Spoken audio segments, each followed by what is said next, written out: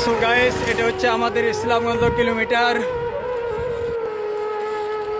আসছি। আমি এখন একটা জায়গাতে মাল নিতেছি গাড়ি চালাইয়ে।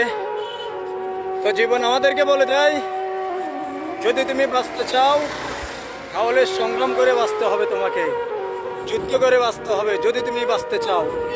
পৃথিবী এত সহজ না, পৃথিবী অনেক কঠিন। যারা বাপের হোটেলে খায় তারা বোঝে না পৃথিবী কত কঠিন। একবার নিজে পরিশ্রম করে খেয়ে দেখো, তারপর বুঝবে পৃথিবী কত কঠিন। হ্যাঁ, এটাই বাস্তবতা।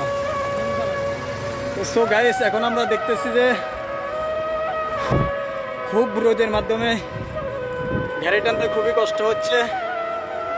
এটা আমাদেরকে বুঝতে হবে। জীবন আমাদেরকে বুঝিয়ে দেয়, বাঁচতে হলে তুমি লড়াই সংগ্রাম করে বাঁচতে হবে।